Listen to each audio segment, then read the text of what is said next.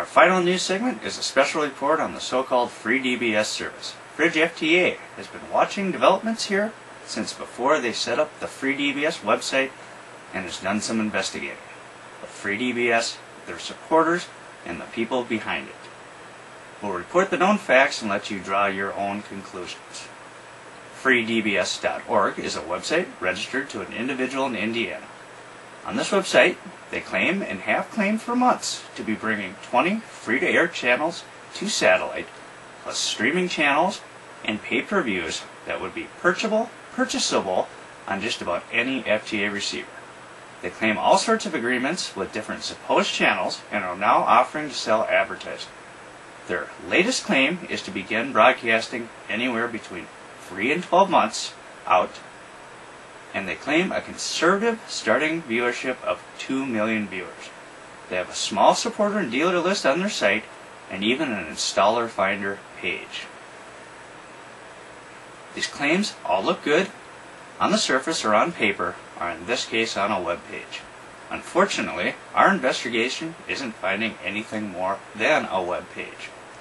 One of the first things we looked at is the pay-per-view claim.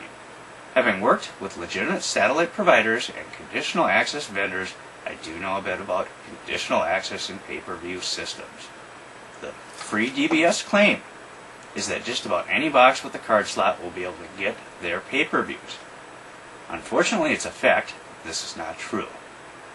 The varying FTA boxes in North America, for the most part, do not have legitimate conditional access support. Those that have a card slot and do either are pirate in nature or have limited support for Conax and varying other systems like Xcrypt. There is no standard.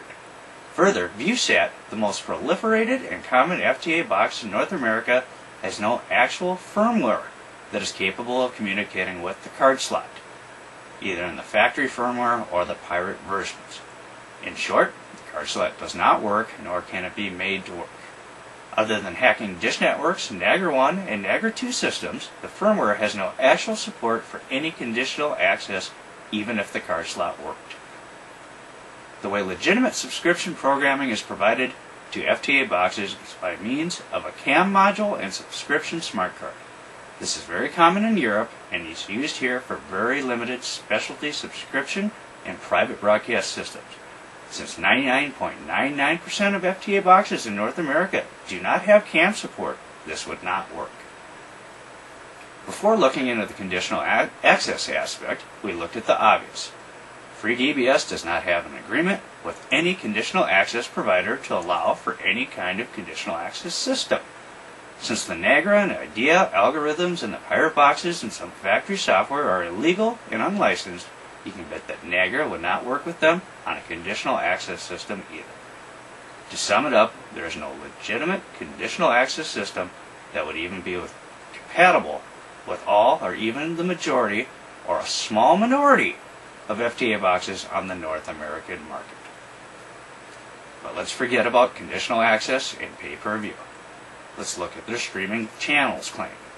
FridgeFTA has been streaming channels for free legally for over 6 months. It's not difficult to do. We even demonstrated putting the NASA channel up on site in a thread with the total time to do it of less than 2 minutes. The program you are watching now is another example of streaming TV. Streaming is the easiest form of video broadcast. After months of talk, FreeDBS has yet to offer a single streaming channel. Another aspect we have looked into is whether there's any record of FreeDBS. As they claim to be located in Indiana, they are required to have a business or nonprofit registration with the Secretary of State. According to the Secretary of State, no such registration or company exists. No FCC records of FreeDBS have been found. There's also no tax-exempt filing or certificate anywhere. FreeDBS exists nowhere as a company, nonprofit, or registered entity other than having a website which anyone can register and put on the web for a few dollars in a few minutes. FreeDBS lists contacts to get in touch with to buy advertising on this so far non-existent service. To sell advertising, especially with hopes or claims of being a nonprofit, you need at least some of the filings just discussed that do not exist. Other than the pitch to buy advertising, there is no known funding or sponsor or financial backing that would even be able to pay for the cost of satellite time, nor is there any agreement with any satellite operator to carry programming. Another area we looked into was the supporter list on the FreeDBS site. 95% of the sites listed on the supporter or dealer list are known piracy sites or suppliers. There does not appear to be much or any legitimate support for this website. Most of the names on the list are under investigation by Dish Network and Nagravision. There also does not appear anyone with a legitimate broadcast channel supporting FreeDBS, nor is there any credible name in broadcasting associated with FreeDBS. FridgeFTA would love to think that all these unsubstantiated claims on what has turned out to be nothing more than a website are true, but unfortunately facts are not lining up with claims. If you'd like to know more about FreeDBS and our findings, there's a discussion thread open in the FridgeFTA TrueFTA forums. More information will be posted there as it is uncovered and as we can release it.